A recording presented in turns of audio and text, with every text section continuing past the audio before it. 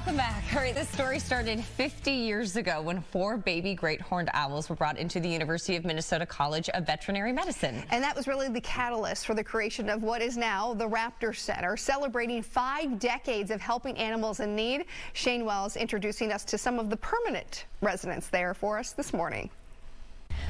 We just wrapped up a fascinating tour at the Raptor Center at the University of Minnesota, and we have Melissa Moore with us, educational director here, to talk a little bit more about these tours being open to everybody, but celebrating a big anniversary of 50 years. Take us back, a little history on the Raptor Center. It was started here at the university by Dr. Pat Rettig and Dr. Gary Duke. One was a professor, Dr. Duke was a professor, and Dr. Rettig was a student.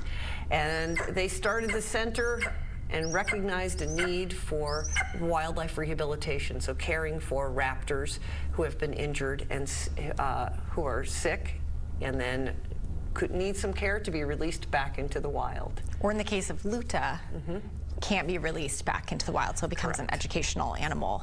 Tell us a little bit about Luta, what she is and how she ended up here.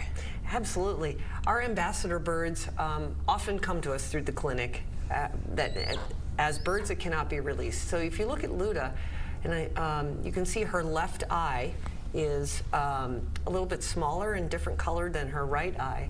And like Rowan, who we saw out in the courtyard, she had some sort of trauma or injury to that left eye in the egg or when she was very young. That eye didn't develop, and so she is functionally blind in her left eye.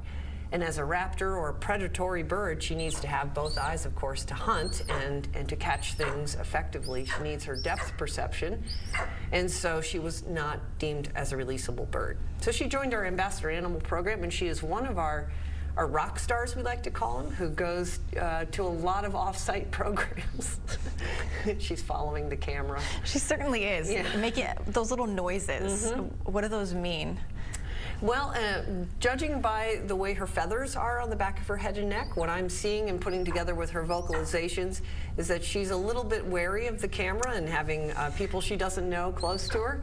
And so she's kind of expressing that, like, hey, you are maybe just a little too close, and I don't know if I like that too much. She's watching you as we watch her, right? Is that how that works? Yeah, it is. For people, I mean, this just seems really basic, but in general, the description of a raptor, what qualifies and makes them a raptor? These are birds that have usually large eyes, so they use excellent vision to find their prey, to hunt their prey.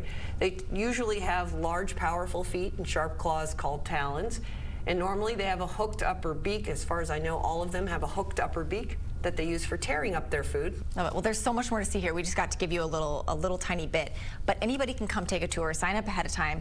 You can go to raptor.umn.edu. Did I get that right? Okay. If you want to come take a public tour, bring a group through as well, and meet all of the ambassador animals and hear all of their stories because they're all fascinating. Melissa, Luta, thank you, and we'll send it back to you. I love watching those birds. Everybody knows on this show that I'm a bird nerd. Going to the Raptor Center is so cool. And it's on the St. Paul campus, which is also a beautiful campus. It's worth it to go check out. Wow, they're just so majestic. They are. Beautiful.